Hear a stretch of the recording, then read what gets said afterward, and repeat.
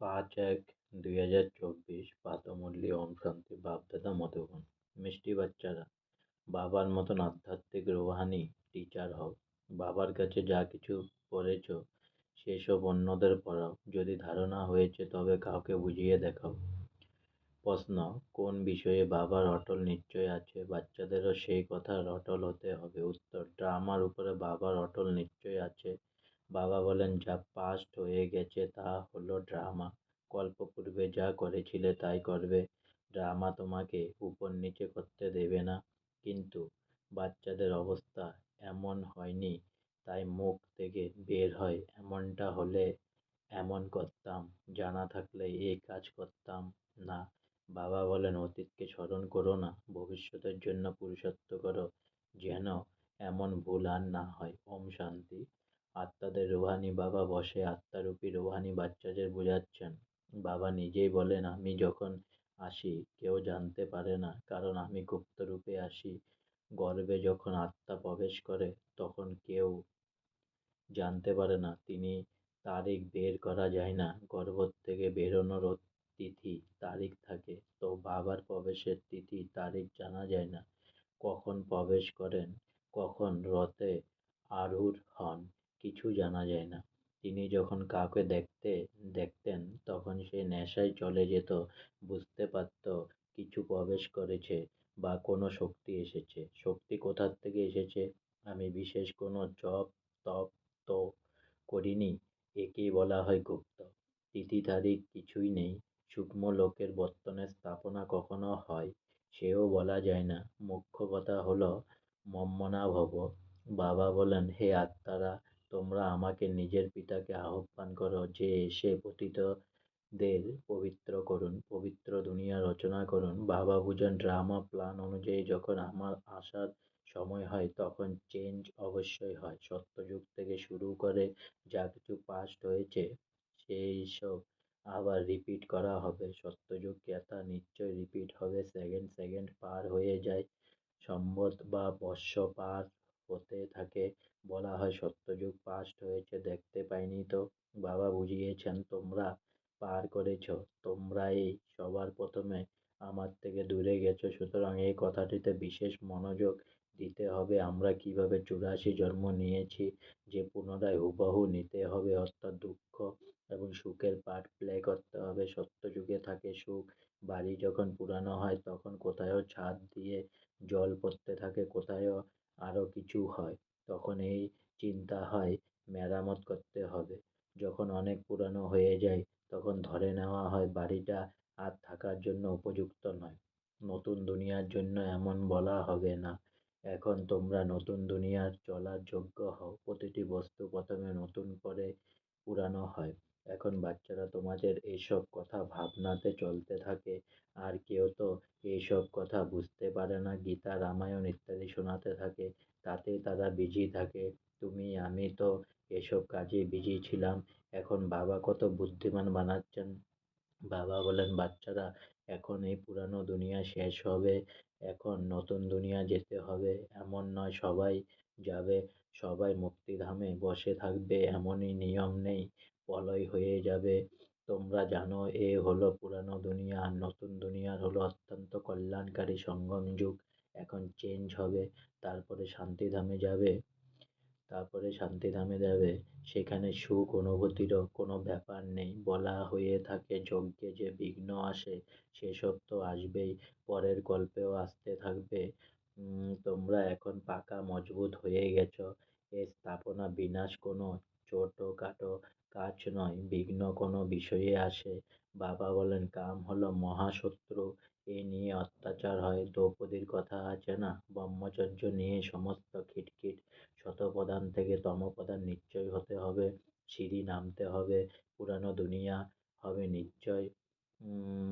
সিঁড়ি নামতে হবে, পুরানো দুনিয়া হবে নিশ্চয়। এই সব কথাই তোমরাই বুঝতে পারো এবং স্মরণও করো, এবং ঈশ্বরীয় পাঠ পড়তেও হবে, পড়াতেও হবে, টিচার হতে হবে। নলেজ অবশ্যই বুদ্ধিতে আছে, তবেই পড়াশোনা করে টিচার হয়। তারপরে টিচার কাছে পড়ে যারা বুদ্ধিমান হয়, গভর্নমেন্ট তাদের উত্তীর্ণ করে। তোমরাও হলে টিচার, বাবা তোমাদের টিচার বানিয়েছেন, এখন টিচার কি করতে পারে? তোমরা সবাই হলে আধ্যাত্মিক রুহানি টিচার, তো বুদ্ধিতে নলেজ থাকা উচিত। এই জ্ঞান তো একেবারে সঠিক, মানুষ থেকে দেবতা হওয়ার। এখন যত তোমরা বাচ্চারা বাবাকে স্মরণ করো ততই লাইট আসতে থাকে, লোকদের সাক্ষাৎকার হতে থাকবে, কারণ আত্মা পবিত্র হবে স্মরণের দ্বারা, তখন কারো সাক্ষাৎকার হতে পারে। বাবা সহযোগ দাতা বসে আছেন, বাবা হলেন সর্বদাই বাচ্চাদের সহযোগী। পড়াশোনায় আত্মারা নম্বর অনুসারে আছে।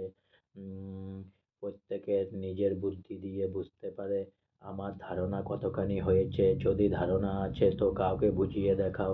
এ হলো ধন, ধন দান না করলে কেউ মানবে না যে এর কাছে ধন আছে। ধন দান করলে তো মহাদানী বলা হবে, মহারথী মহাবীর, কথা তো একই। সবাই একরকম তো হতে পারবে না। তোমাদের কাছে অনেকে আসে, এক একজনের সঙ্গে বসে কত মাথা ঘামাবে। তারা খবরের কাগজ থেকে অনেক কথা শুনে আশ্চর্য হয়, তারপরে যখন তোমাদের কাছে এসে শুনে তখন বলে আমরা পরমত অর্থাৎ অন্যদের মতানুসারে কি করেছি। এখানে তো সবকিছু ভালো, এক একজনকে ঠিক করতে পরিশ্রম লাগে, এখানে প্রচুর পরিশ্রম লাগে, তবুও কেউ মহারথী, কেউ অশ্বারোহী, কেউ পাহেদা। এ হলো ড্রামাতে পাঠ। এই কথা তো বুঝতে পারো যে শেষে বিজয় তোমাদের হবেই। কল্পপূর্বে যা ছিল তাই হবে, পুরুষত্ব তো বাচ্চাদের করতেই হবে। বাবা পরা পরামর্শ দেন, বোঝানোর চেষ্টা করে। প্রথমে তো শিব বাবার মন্দিরে গিয়ে সার্ভিস করো। তোমরা প্রশ্ন করতে পারো ইনি কে, এনার মাথায় জল দেওয়া হয় কেন?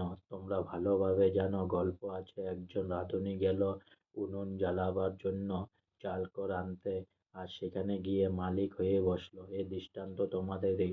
তোমরা যাও মানুষকে জাগ্রত করতে, আর তোমাদেরকে নিমন্ত্রণ দিয়ে ডাকা হয়, তো এমন নিমন্ত্রণ এলে খুশি হওয়া উচিত। কাশী ইত্যাদি স্থানে বড় বড় টাইটেল দেওয়া হয়। ভক্তিতে এমন অনেক মন্দির আছে, এও তো একটা ব্যবসা।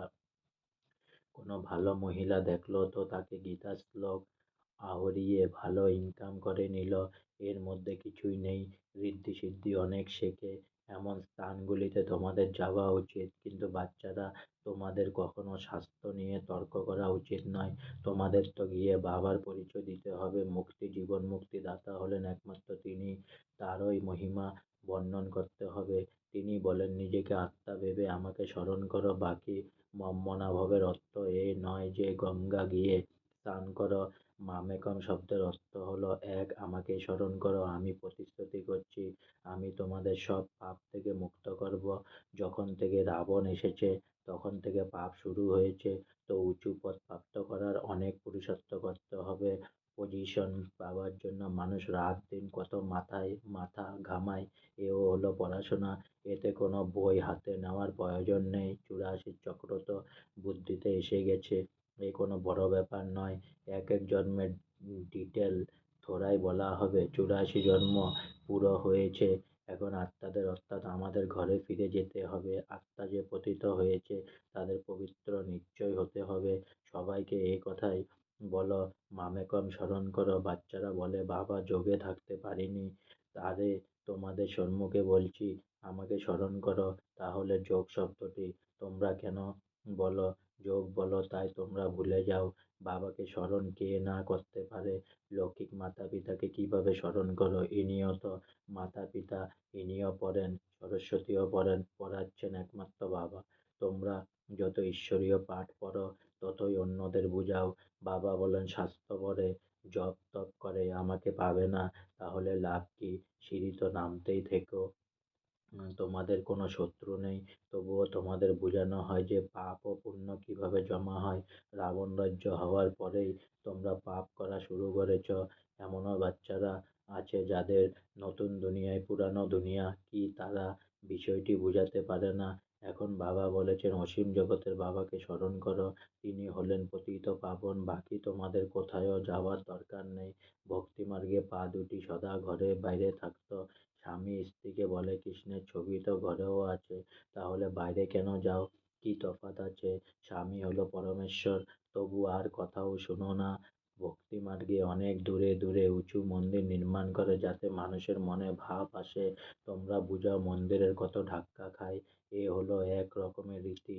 শিব কাশীতে তীর্থ করতে যায়, কিন্তু প্রাপ্তি কিছুই হয় না। এখন তোমরা তো বাবার শ্রীমত প্রাপ্ত করো, তোমাদের কোথাও যেতে হবে না। স্বামীর স্বামী পরমেশ্বর বাস্তবে হলেন একমাত্র তিনি, যাকে তোমার স্বামী, কাকা, মামা সকলে স্মরণ করে। তিনি হলেন পতি পরমেশ্বর বা পিতা পরমেশ্বর। তিনি তোমাদের বলেন মামেকম, একমাত্র আমাকে স্মরণ করো, তো তোমাদের বিকর্ম বিনাশ হবে। তোমাদের জ্যোতি এখন জাগ্রত হচ্ছে, তো তোমাদের দ্বারা মানুষ আলো দেখতে পায়। তাই বাচ্চাদের নামও খ্যাত হওয়া উচিত। বাবা বাচ্চাদের নাম বিখ্যাত করেন, তাই না? সুদেশ বাচ্চি সুন্দর বুঝায়, তীক্ষ্ণ বুদ্ধির অধিকারী, পুরুষত্ব খুব ভালো করেছ, তাই পুরানোদের থেকেও এগিয়ে গেছ। এতেও বেশি পুরুষত্ব করে এগিয়ে যাবে। সমস্ত কিছু নির্ভর করছে পুরুষত্বের উপর। হতাশ হওয়া উচিত নয়, পরে আসলেও সেকেন্ডে জীবন মুক্তি প্রাপ্ত করতে পারে।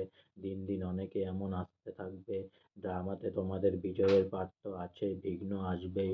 অন্য সৎসঙ্গের এমন বিঘ্ন আসে না। এখানে বিকার নিয়ে হাঙ্গামা হয়। কথিত আছে, অমৃত ছেড়ে বিষ কেন খাও?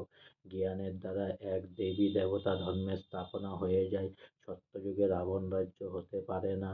কত পরিষ্কার করে বোঝানো হয়েছে। রামরাজ্যের পাশেই রাবণ রাজ্য দেখানো হয়েছে। তোমরা টাইমও দেখাও। এ হলো সঙ্গম। দুনিয়া বদলাচ্ছে।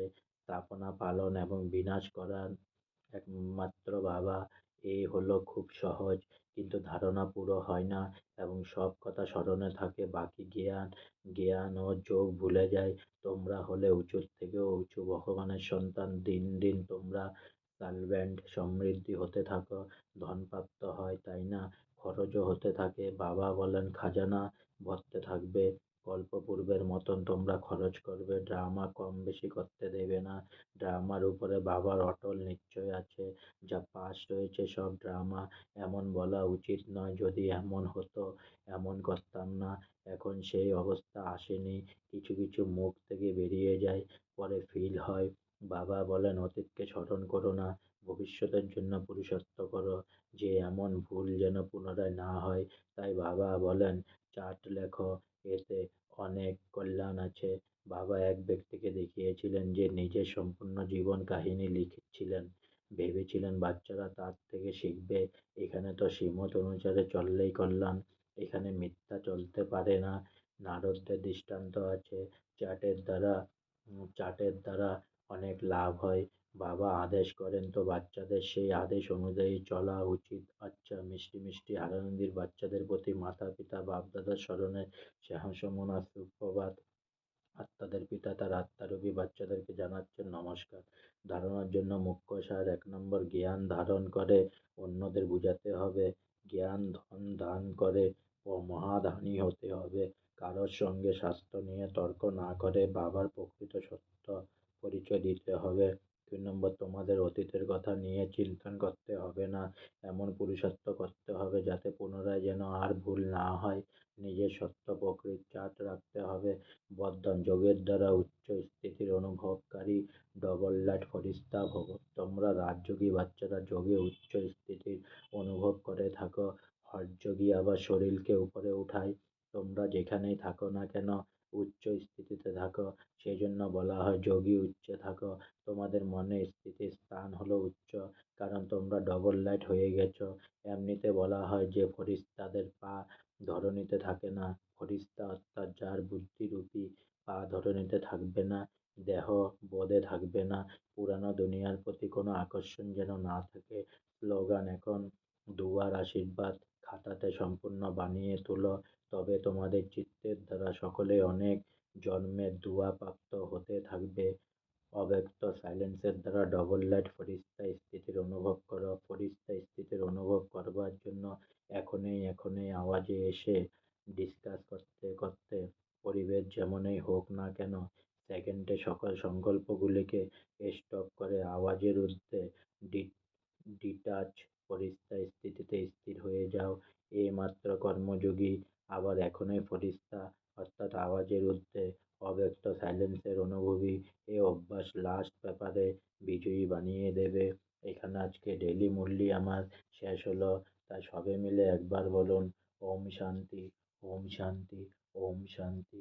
অনেক অনেক অনেক সাবস্ক্রাইব করুন, অনেক অনেক অনেক সাবস্ক্রাইব করুন, অনেক অনেক অনেক অনেক সাবস্ক্রাইব করুন। প্লিজ প্লিজ চ্যানেলটি লাইক করুন, সাবস্ক্রাইব